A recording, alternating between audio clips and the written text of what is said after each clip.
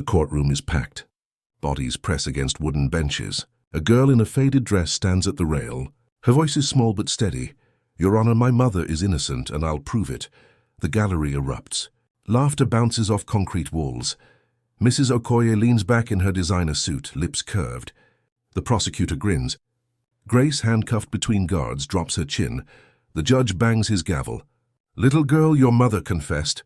"Sit down." Amara's hands shake. She grips the rail tighter. "She confessed because they threatened to take me away." The prosecutor stands. "This is a courtroom, not a school play." Amara doesn't move. "Have you ever watched someone you love destroyed by a lie? This is one of those African stories, the real-life stories that cut deepest. These touching stories remind us that courage doesn't need a law degree.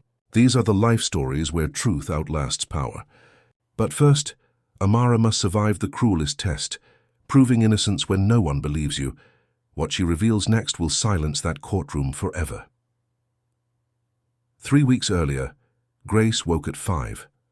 She ironed Mrs. Okoye's silk blouses in the dim kitchen. Her fingers moved carefully over pleats and collars. One scorch mark could cost a week's pay. Mrs. Okoye's house sat on Nkrumah Hill, where gates were tall and guards wore uniforms. Grace cleaned 9 rooms, cooked 3 meals, and polished floors until her knees ached. She earned 450,000 shillings a month, enough for rent and Amara's school fees barely.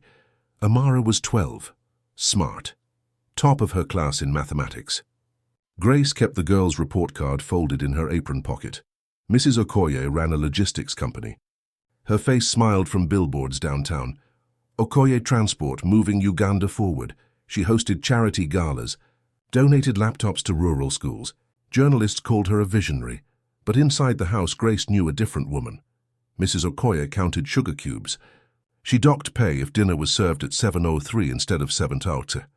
She called Grace the help in front of guests, never by name. Once, when Grace asked for a day off to attend Amara's talent show, Mrs. Okoye laughed. "Your daughter or your job, choose." Grace chose the job. Amara performed alone. Grace cried in the kitchen that night, folding the purple dress she'd sewn for the show. On July 14th, everything collapsed. Mrs. Okoye stormed into the kitchen at noon. Her face was red. "Where is it?" Grace looked up from chopping onions. "Where is what, ma'am?" "My brass key. The one to the office safe." Grace's stomach tightened. "I don't know, ma'am. I don't go into your office." Mrs. Okoye's voice rose. "You were cleaning in there yesterday. Don't lie to me. I only swept the floor. I didn't touch 5 million shillings are in that safe. If you've stolen my key, I'll have you arrested." Grace's knife clattered to the counter. "Ma'am, I would never—" "Search her," Mrs. Okoye told the security guard. The guard patted Grace's apron. Empty. Mrs. Okoye yanked open Grace's locker in the service quarters. She dumped out clothes, shoes, a Bible. No key. "Check her daughter's school bag." Grace's voice cracked. "Please. My daughter has nothing to do with this." Mrs. Okoye called the police. 2 officers arrived within an hour. Mrs. Okoye spoke to them on the porch, her voice sugary and sad. "She's been with me for 3 years. I trusted her like family, but the key is gone and only she had access." One officer asked Grace, "Did you take it?" "No, sir." "Then you won't mind coming to the station for questioning." Grace looked at the clock. 2:15 p.m. Amara's school let out at 3 tallies. "Can I call my daughter first?" The officer shook his head. "You can call from the station." They drove Grace to Central Police Station. The questioning room smelled like sweat and bleach. An inspector sat across from her, pen tapping the table. "Grace Nabwire, you're accused of theft under the Trial on Indictments Act. Theft exceeding 5 million shillings carries a mandatory minimum sentence of 10 years. Do you understand?" Grace's throat closed. 10 years. Amara would be 22. "I didn't steal anything," the inspector sighed. "Mrs. Okoye is a respected businesswoman. You're a housemaid. Who do you think the court will believe?" He slid a paper across the table. "Sign this confession." "It'll go easier for you." Grace read the words through tears. "I, Grace Nabwire, admit to stealing a brass key and accessing Mrs. Okoye's safe." "I can't sign a lie." The inspector leaned forward. "Your daughter, Amara, right? 12 years old. If we find evidence she helped you, she'll be charged as an accomplice. Juvenile detention until she's 18. Grace's pen hand shook. Amara's face filled her mind. The girl's wide eyes, her careful braids, the way she hummed while doing homework. Grace signed. By the time Amara reached the station at 4:30, her mother was already in a holding cell. A female officer let them speak through bars. "Mama, what happened?" Grace pressed her palm to the metal. "Mrs. Okoye says I stole something." "I didn't, baby." "But they won't believe me." "Then I'll make them believe you." "No." Grace's voice was sharp. "You stay away from this. Go to Auntie Naomi's house. Study for your exams. Don't fight them." Amara's jaw set. "You taught me to stand for truth. I taught you to survive." The officer pulled Amara away. Grace watched her daughter's back disappear down the corridor. By evening, the story was everywhere. A tabloid reporter had been tipped off, probably by Mrs. Okoye herself. The headline ran the next morning. "Trusted maid betrays employer, steals millions," Grace's neighbors whispered. The landlord knocked on Amara's door. "Your mother's a thief. I want you out by month's end." Amara's classmates pointed. Teachers avoided eye contact. The girl who'd scored 98% in mathematics became the thief's daughter. Grace's public defender was a tired man named Mr. Katende. He juggled 78 cases. He spent 12 minutes reviewing Grace's file before the bail hearing. "Did you sign a confession?" "They threatened my daughter." Mr. Katende rubbed his eyes. "That makes it harder. Mrs. Okoye's lawyer is Barrister Okoth. He bills 500,000 shillings per hour. We're outmatched, so I just go to prison? I'll do my best. But you need to prepare yourself." The bail hearing lasted 7 minutes. The prosecutor argued Grace was a flight risk. The judge agreed. Bail denied. Grace was transferred to Mbale Women's Remand Prison. Her purple dress went into a clear evidence bag, wrinkled and forgotten. Mrs. Okoye gave a press conference. She wore black as if mourning. "This betrayal breaks my heart. I only hope justice is served, so other employers don't suffer what I have." The cameras loved her. The public nodded. Another poor person stealing from the rich. The story was old, but Amara wasn't finished. She stood outside the police station with Grace's Bible in her hands. Inside, pressed between psalms, was a folded receipt. Mrs. Okoye's charity gala, July 16th, 2 days after the theft. And in the photograph on the event page, Mrs. Okoye wore a brass key on a chain around her neck. Amara printed the gala photo at an internet cafe. It cost 2,000 shillings, money meant for rice. She stared at the image. Mrs. Okoye's smile. The brass key glinting against her collarbone. The key was supposed to be stolen. So why was the victim wearing it 2 days later? Amara folded the photo into her notebook. She took a matatu to the courthouse. She had no plan, just a burning need to understand how justice worked or didn't. The courthouse was concrete and peeling paint. People sat on benches waiting for their names to be called. Lawyers in black robes hurried past, files tucked under arms. Amara found a corner and watched. A clerk noticed her on the 3rd day. He was older, maybe 70, with silver hair and wire-rimmed glasses. His nameplate read, "Mr. Okello, Senior Court Clerk, 40 years service. You're here again," he said. Amara nodded. "Which case?" "My mother's, Grace Nabwire, theft." Mr. Okello's face softened. "The maid accused by Mrs. Okoye. She didn't do it." He sat beside her. "Many people who come through these doors are innocent. But the system isn't built for truth. It's built for procedure. Then the system is broken." "Yes," he paused. "But occasionally someone fights anyway." Amara pulled out the photo. Mrs. Okoye reported the key stolen on July 14th. This is her wearing it on July 16th. Mr. Okello studied the image. "This is uninteresting, but it's not proof." She could claim she found the key after filing the report. Did she file an amended police report saying she found it? No. Then why is she still prosecuting my mother? Mr. Okello looked at the girl. 12 years old. Clear eyes, steady voice. "You're asking the right questions. But courts need more than questions. They need evidence with chains of custody, witness testimony, forensic logs. Can you teach me?" He shouldn't have. He had work to do. But something about Amara reminded him why he'd become a clerk 40 years ago. Back when he still believed the law could serve the powerless. "Come back tomorrow. Bring a notebook." For 2 weeks, Amara became Mr. Okello's shadow. She learned how evidence was admitted, how subpoenas worked, how witness credibility was challenged. She sat in the back of courtrooms, watching lawyers spar, judges rule, defendants weep. Mr. Okello showed her Grace's case file. The confession was there, signed in her mother's shaky handwriting. But he played Amara the interrogation audio. Only clerks had access. The inspector's voice, "Your daughter. Amara, right? If we find evidence she helped you, she'll be charged as an accomplice." Grace's sob, "Please. She's just a child." "Then sign," Amara's hands clenched. "That's coercion." "Yes, but proving it is another matter." "Your mother signed willingly according to the legal record. It's not willing if you threaten someone's child." "I agree, but the prosecutor will argue she had a choice." Amara's voice went quiet. "What choice did she have?" Mr. Okello had no answer. Grace's first court hearing happened on July 28th. Amara sat in the gallery. Her mother was brought in wearing an orange jumpsuit, wrists cuffed.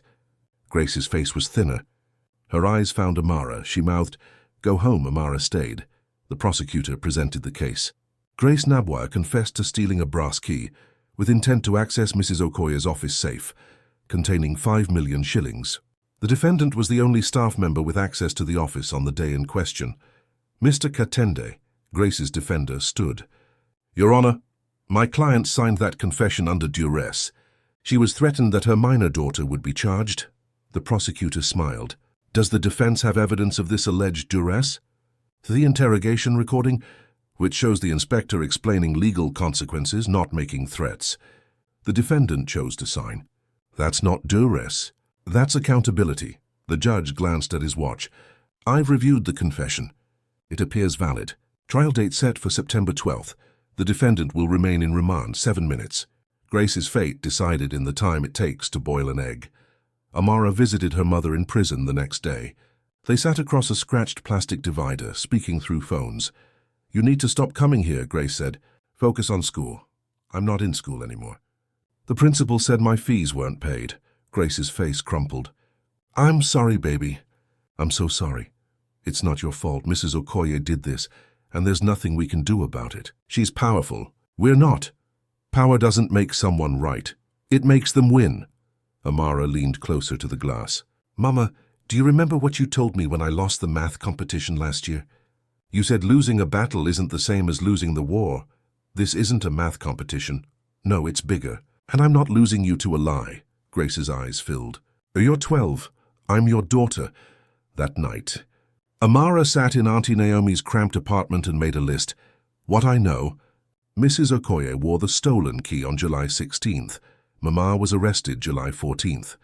Mrs. Okoye never filed an updated report.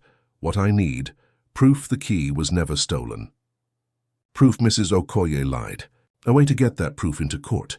She researched online. Mrs. Okoye's house had security cameras. She'd bragged about them in interviews.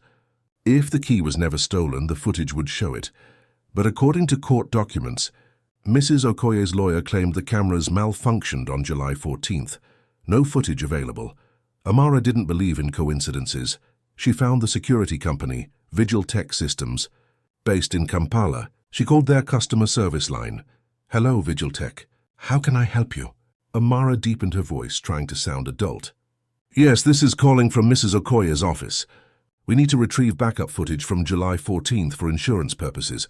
One moment." Typing sounds. "I see the account. The footage is stored on our cloud server. Standard backup retention is 60 days. Amara's heart hammered. "So the July 14th footage still exists?" "Yes, ma'am. It hasn't been deleted, but only the account holder can authorize download. I can send Mrs. Okoye the access link." "No." Amara caught herself. "I mean, we'll contact you through official channels." "Thank you." She hung up. Her hands were shaking. The footage existed. Mrs. Okoye lied about the cameras malfunctioning, which meant she was hiding something. Amara returned to Mr. Okello the next morning. "Can a defendant request evidence from a private company?" "Through a subpoena, yes, but your mother's lawyer would have to file it, and if he doesn't..." Mr. Okello studied her. "You'd have to convince him it's worth pursuing, or..." He paused. "There are provisions allowing third parties to petition the court in cases of withheld evidence. It's rare, usually for investigative journalists or NGOs. Can a daughter petition? Legally? It's grey. The judge would have to allow it. Will you help me write it?" Mr. Okello removed his glasses and cleaned them slowly. He'd spent 40 years filing papers, stamping documents, watching injustice dressed in legal robes. He'd told himself he was just a clerk. Not his place to interfere, but this girl wasn't asking for interference. She was asking for the law to work the way it was supposed to. "If I help you," he said, "I could lose my job. If you don't, my mother loses her life." He put his glasses back on. "Let's write that petition." They worked for 3 days. Amara drafted. Mr. Okello edited. They cited the Evidence Act, Section 27. Parties may compel production of documents material to the proceedings. They argued that Vigiltech's cloud footage was material evidence, and that the defendant's claim of malfunction was unverified. They filed it on August 10th. Barrister Okoth, Mrs. Okoye's lawyer, filed an objection within hours. "This petition is frivolous and filed by an unauthorized party. A child has no standing in these proceedings." The judge scheduled a hearing for August 15th. Amara sat in the gallery, Mr. Okello beside her. Her stomach twisted. The judge read the petition. He looked at Amara. "You wrote this?" "Yes, Your Honor. How old are you?" 12. Murmurs rippled through the courtroom. Barrister Okoth stood. "Your Honor, this is irregular. The child has no legal standing. The petition should be dismissed." The judge tapped his pen. "It's certainly unusual, but the petition raises a valid question. If the security cameras malfunctioned, why wasn't a police technical report filed?" Barrister Okoth's jaw tightened. The defendant confessed. "The footage is irrelevant." "Then you won't mind if we retrieve it," Amara said. The judge's eyebrows rose. "Young lady, you're not supposed to speak." "I apologize, Your Honor. But if the footage is irrelevant, there's no harm in reviewing it. And if it's relevant, my mother deserves to see it." The judge looked at her for a long moment, then at Barrister Okoth, then at the petition. "I'm granting the subpoena. Vigiltech Systems will produce all footage from Mrs. Okoye's residence for July 14th, within 7 days.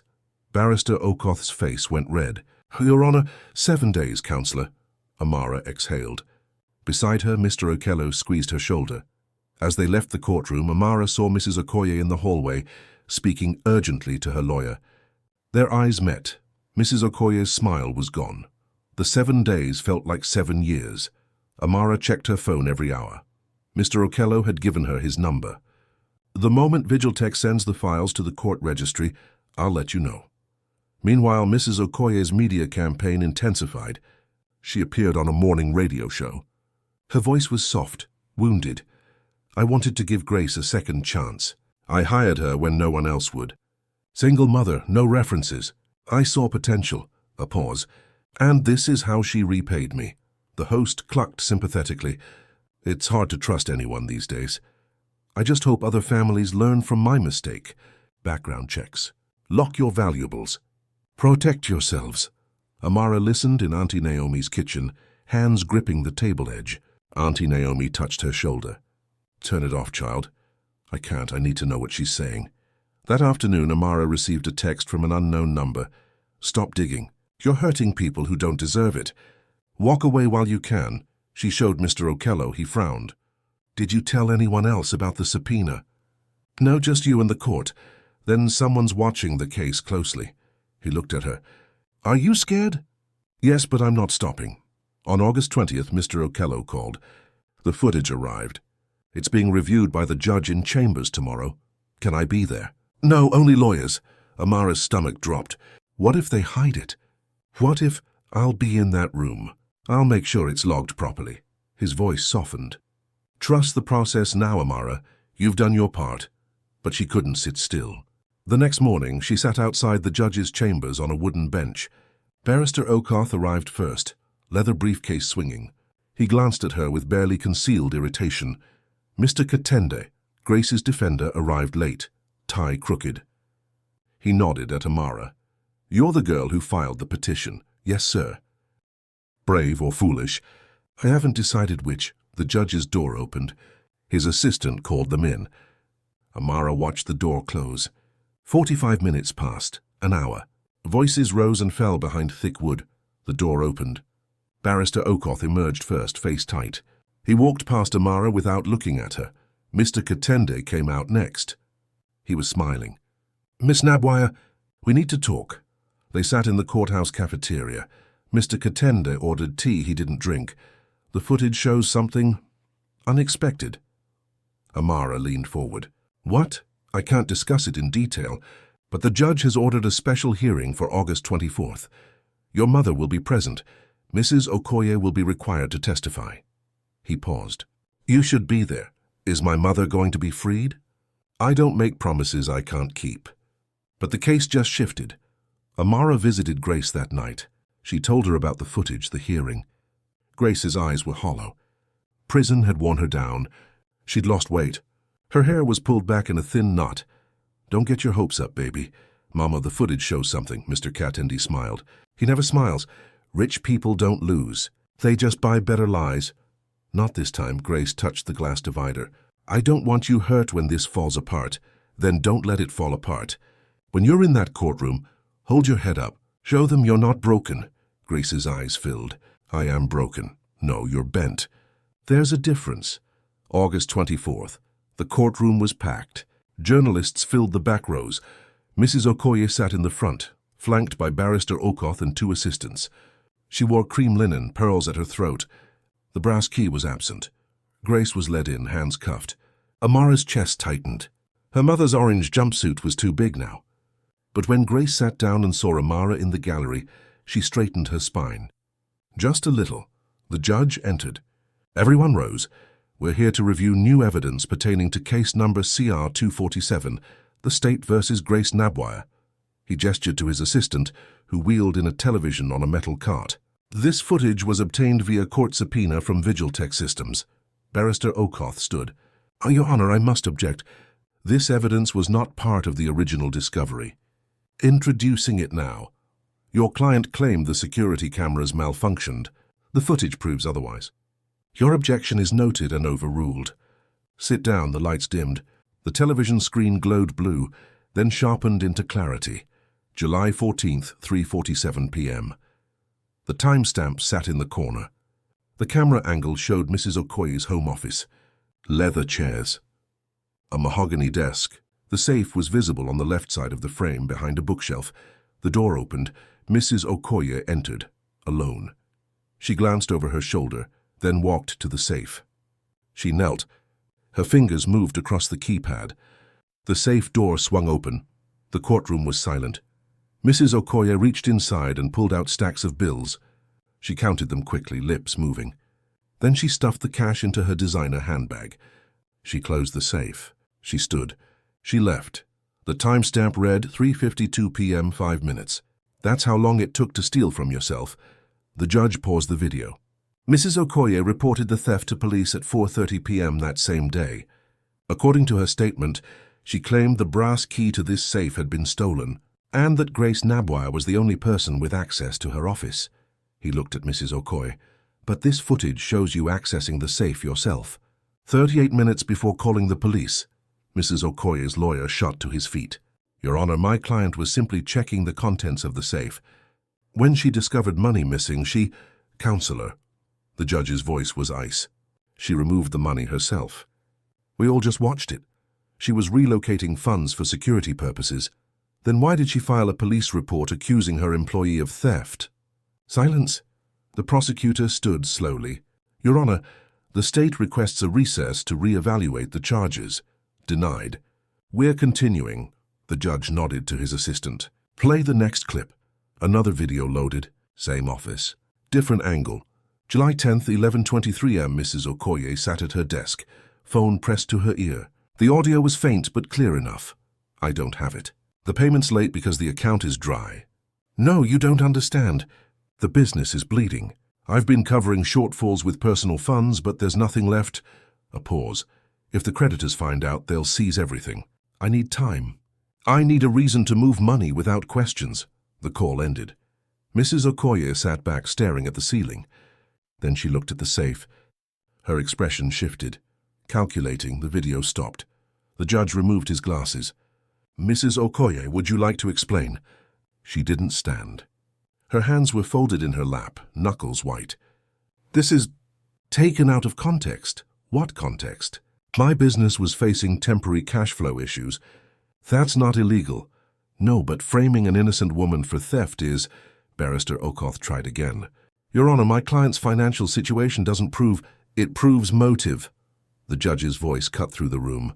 Your client needed to siphon funds from her company without raising alarms. She staged a theft. She blamed her maid. She let that woman sit in prison for over a month. He leaned forward. Do you understand how serious this is? Mrs. Okoye's composure cracked. She's just a maid. No one would have... She stopped. But the words hung in the air. She's just a maid. The courtroom erupted. Journalists scribbled. The gallery buzzed. Grace stared at Mrs. Okoye, tears streaming down her face. Amara didn't move. She felt weightless and heavy at once. The judge banged his gavel. Order! Mrs. Okoye, you're under arrest for perjury, embezzlement, and false imprisonment. Bailiff! 2 officers moved toward her.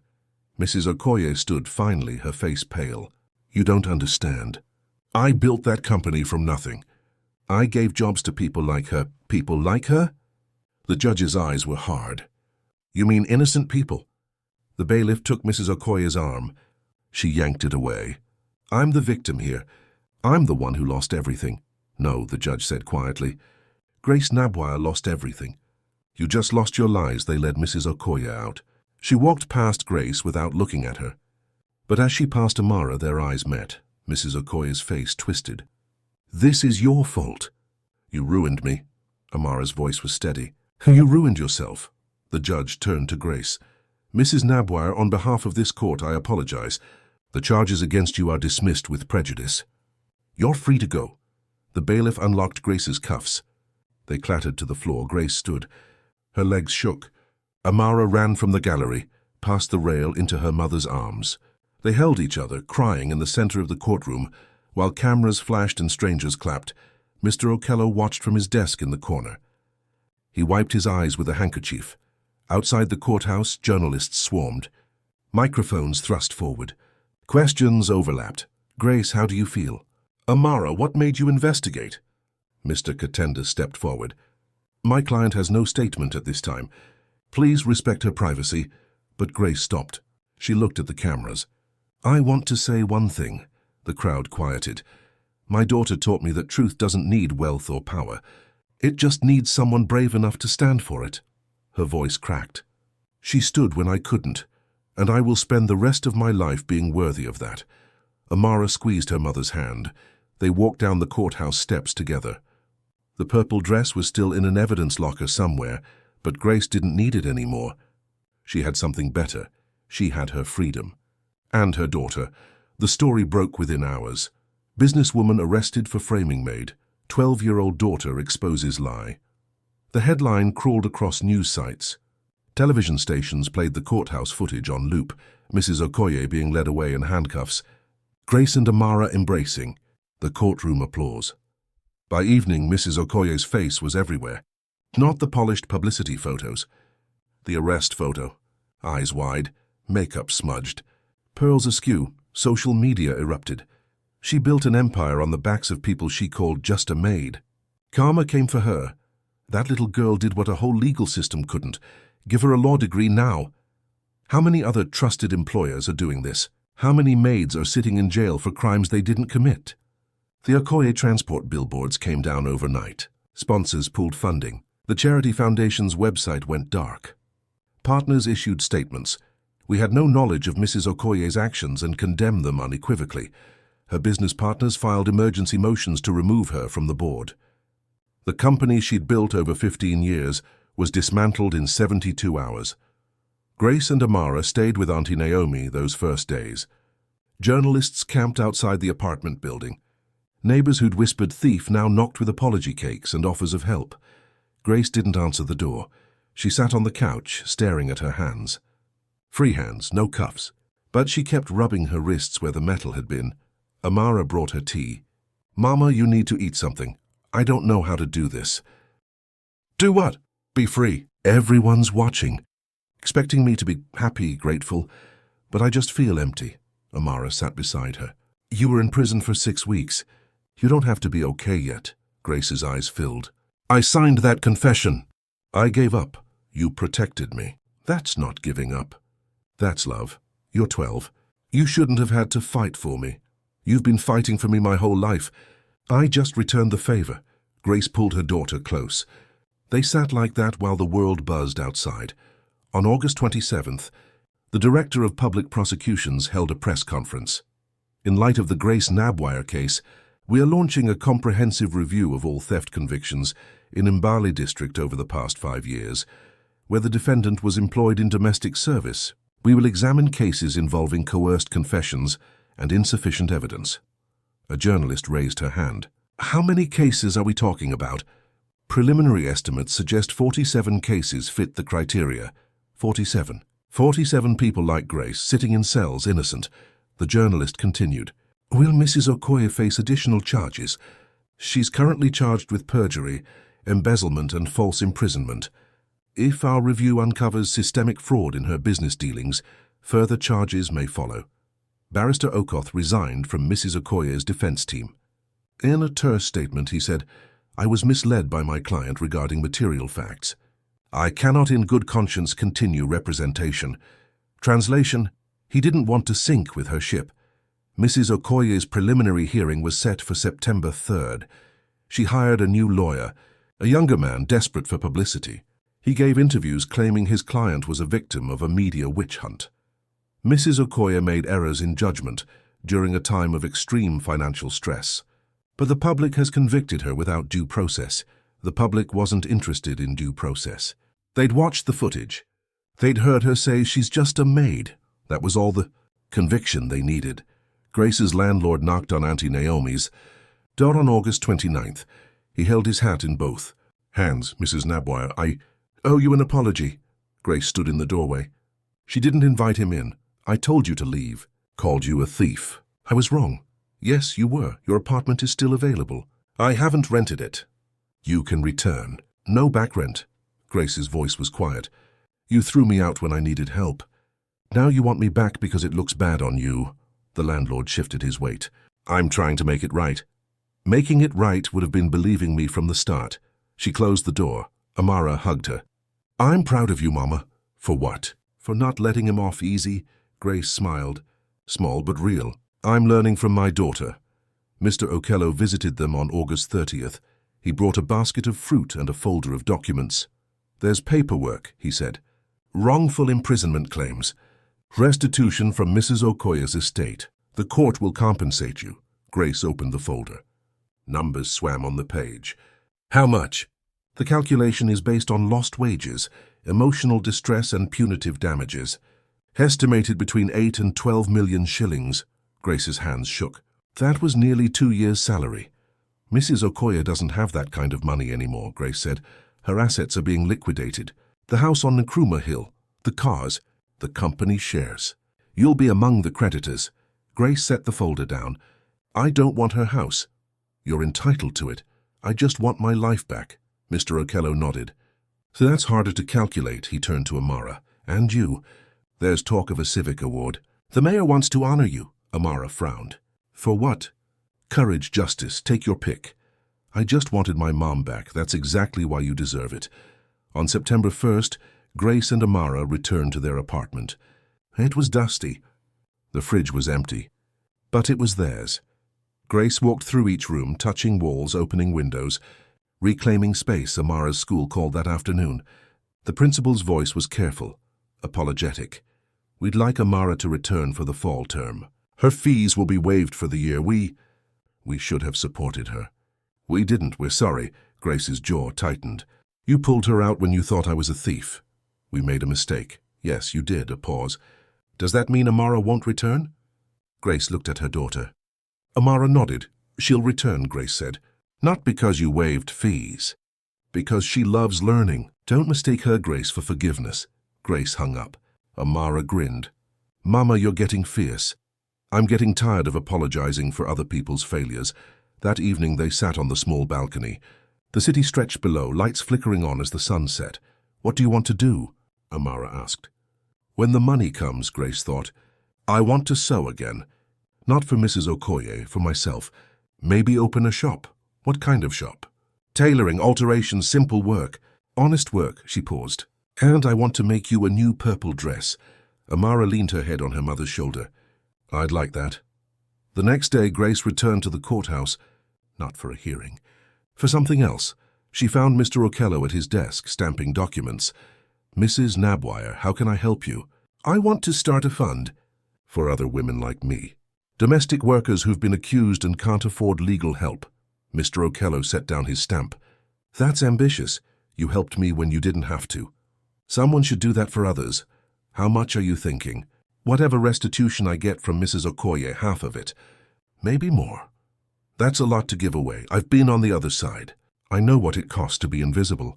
Grace's voice was steady. "I won't let other women disappear the way I almost did." Mr. Okello smiled. "I know a good lawyer who does pro bono work. Let me make some calls." On September 3rd, Mrs. Okoye appeared in court for her bail hearing. Grace didn't attend. She'd already given that woman enough of her time. But Amara watched the news that night. Mrs. Okoye's new lawyer argued she wasn't a flight risk. "My client has deep ties to the community. She's a respected businesswoman," the judge interrupted. She was a respected businesswoman. "Bail is set at 20 million shillings. Mrs. Okoye's face went pale. She didn't have 20 million. Not anymore. She was remanded to Mbal Women's Remand. Prison. The same prison where Grace had been held. The same cell block. Irony has a sense of humor. Grace heard the news from Auntie Naomi. She felt nothing, not satisfaction, not anger. Just a quiet certainty that the universe had balanced itself. "Does it feel good?"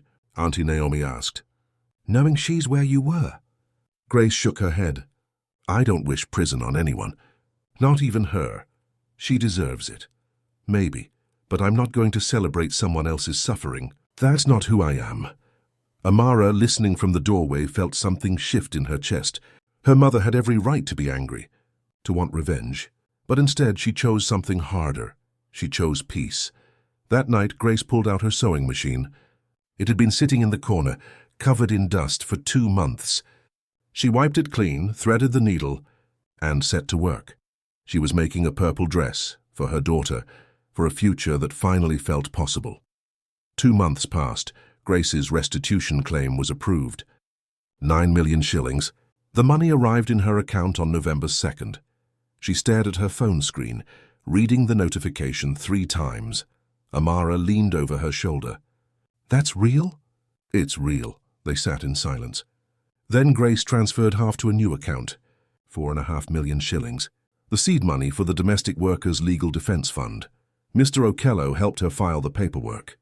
The fund partnered with 3 pro bono lawyers and a local NGO focused on labor rights. By December, they'd taken on 12 cases. Women accused of theft, fraud, negligence. Women with no defenders and forced confessions. Grace visited each client. She told them, "I was where you are. You're not alone anymore." 3 cases were dismissed within the first month. The defendants walked free. Mrs. Okoye's trial was set for January 15th. Her lawyer tried to negotiate a plea deal. The prosecutor refused. "Your client will face a jury." In mid-November, Grace received a letter. Prison stationery, Mrs. Okoye's handwriting. "Dear Grace, I don't expect you to read this. I don't expect forgiveness. But I need to say it anyway. I was drowning. My business was failing. My reputation was crumbling. I looked at you and saw someone I could sacrifice without consequence. Someone no one would defend. I was wrong. Not just legally wrong, morally wrong. You were invisible to me, just part of the furniture. And when I needed someone to blame, you were convenient. I can't undo what I did. I can't give you back the weeks you lost, the fear you felt, the way your daughter had to fight for you. But I want you to know, I see you now. I see what I took, and I'm sorry." Mercy Okoye Grace folded the letter. Amara asked, "What does she want?" "She wants absolution. Will you give it?" Grace thought, "I forgive her before God. She's a broken person who broke others. That's sad." She put the letter in a drawer. "But I won't visit her. I won't write back. Forgiveness doesn't mean returning to someone who hurt you." Amara hugged her mother. "That's wise, Mama. I'm learning." On November 20th, the Mbale District Court announced a new policy. All police interrogations of domestic workers accused of theft must be video recorded, with independent legal observers present. Coerced confessions would be inadmissible. The policy was named the Nabwire Protocol. Grace attended the press conference. She didn't speak.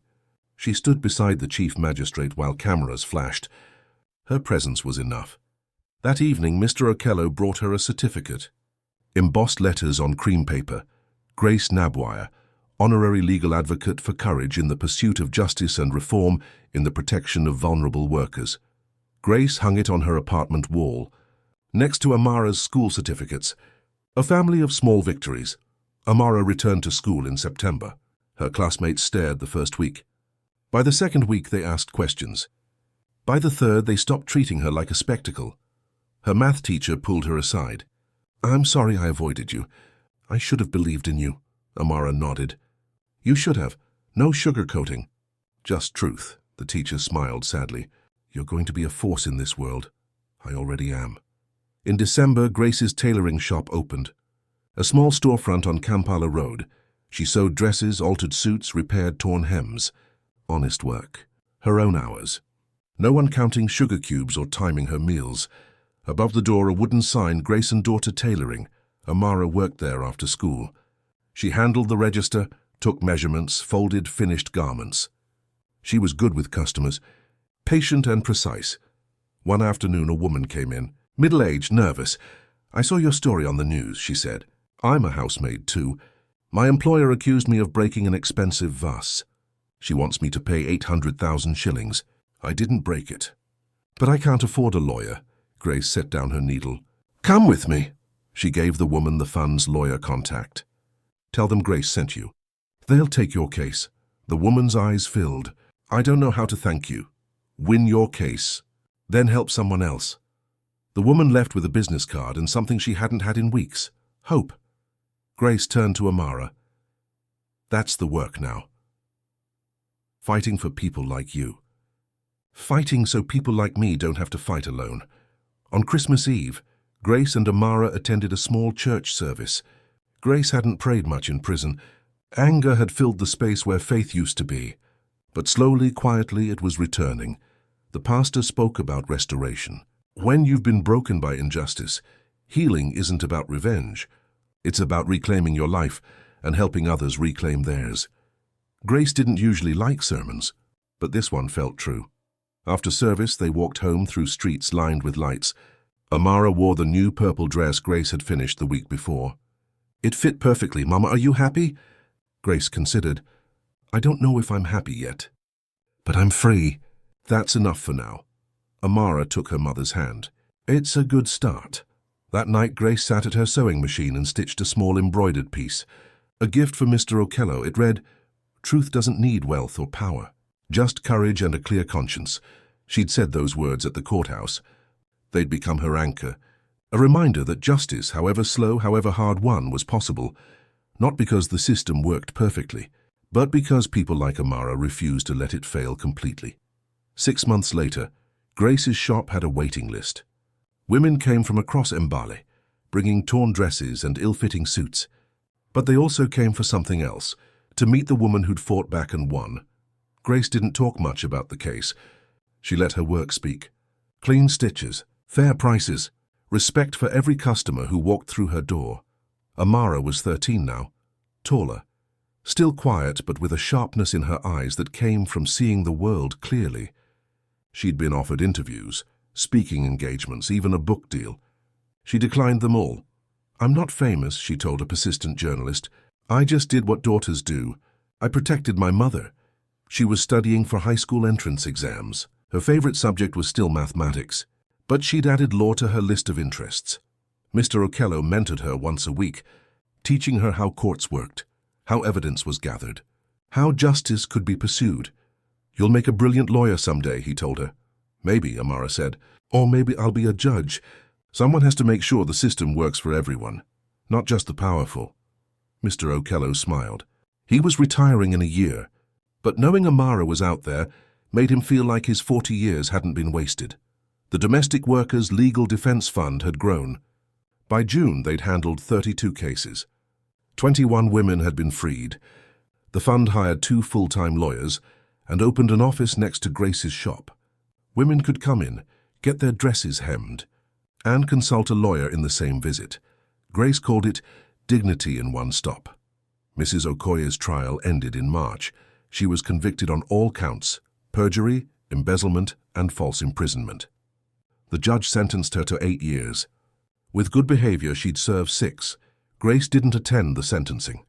She'd already moved forward, but she did receive one more letter from Mrs. Okoye. Just 2 lines: "Thank you for not becoming like me." That's a grace I didn't deserve.